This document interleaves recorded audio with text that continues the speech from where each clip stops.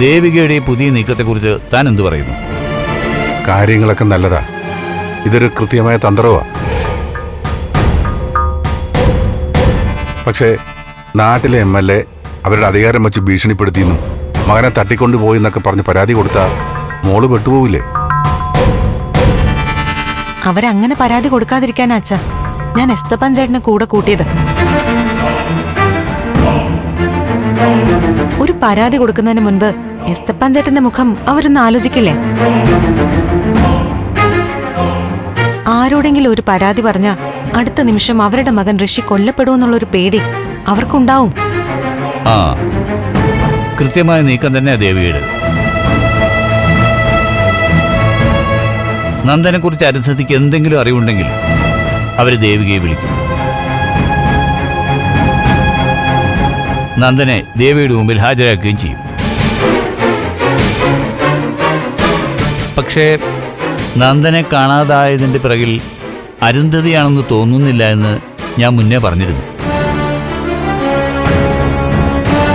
എൻ്റെ കണക്കുകൂട്ടലിൽ ബഹളങ്ങൾക്കും പ്രശ്നങ്ങൾക്കും ഒന്നും പോകാതെ സമാധാനമായിട്ടിരിക്കാൻ ആഗ്രഹിക്കുന്ന ഒരു മൈൻഡ് സെറ്റാ ഇപ്പോൾ അവർക്കുള്ളത്.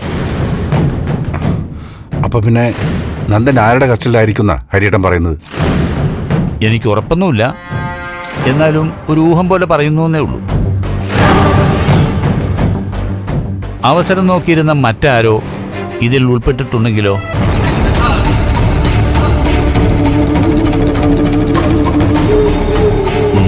അതിനാവും കൂടുതൽ സാധ്യത.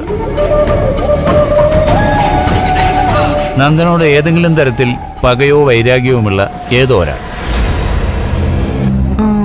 നന്ദുവിനോട് ഏറ്റവും ദേഷ്യമൊക്കെ ഉണ്ടായിരുന്നത് ഋഷിക്കായിരുന്നു.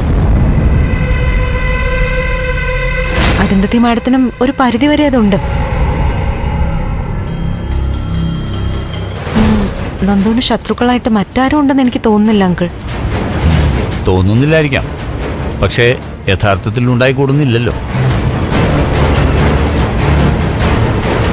ഇനി പ്രകാശ് മേനോൻ അരുന്ധതിയുടെ കാര്യം പറഞ്ഞാ ഇവിടെ വന്നത് അല്ലേ? ആ അതെ അങ്കിൾ. കാർത്തികേയൻ ജയിലിൽ വെച്ച് കണ്ടപ്പോൾ പറഞ്ഞത് വെച്ചാ അയാൾ അരുന്ധതിയുടെ കാര്യം പറഞ്ഞത്. അതിപ്പോ കാർത്തികേയൻ മനപ്പൂർവ്വം ഒരു കെട്ടുകഥ പറഞ്ഞത് ആവാലോ. കാർത്തികേയൻ മാത്രമല്ല, കെട്ടുകഥയുണ്ടാക്കാൻ പ്രകാശ് മേനോനും പറ്റും. ഇല്ല അങ്കിൾ, പ്രകാശിന്റെ സംസാരവും രീതികളും ഒക്കെ വെച്ച് നോക്കുമ്പോ അയാളെ സംശയിക്കേണ്ട കാര്യമില്ലെന്നാ എനിക്ക് തോന്നുന്നത്. ഓക്കെ, ഞാനൊരു സാധ്യത പറഞ്ഞു എന്നേ ഉള്ളൂ. ഏതോ ഒരു അജ്ഞാതൻ ഉണ്ടായിക്കൂടുന്നില്ല എന്നുവെച്ച് കെവിനെയും ഇസബെല്ലയും സംശയിക്കേണ്ട എന്നല്ല. 1 കോടി മനുഷ്യരെ ഒരേ കുടക്കീഴിൽ കൊണ്ടുവരാനുള്ള നമ്മുടെ ശ്രമമാണല്ലോ മില്യൺ മലയാളി ക്ലബ്ബ്. MMCയിൽ ഓൾറെഡി അംഗങ്ങളായ ആളുകൾ നിങ്ങളുടെ അയൽവാസികളെയും സുഹൃത്തുക്കളെയും ഒക്കെ ചേർത്ത് ഒരു 10 പേരെ കൂടി മിനിമം കൊണ്ടുവരിക. നമ്മുടെ ഈ 1 കോടി എന്ന നമ്പറിലെ കുട നിവർത്താൻ നമ്മൾ തയ്യാറായി നിൽക്കുകയാണ്. അപ്പോൾ ജാഗ്രത, ഇനി മടിക്കണ്ട.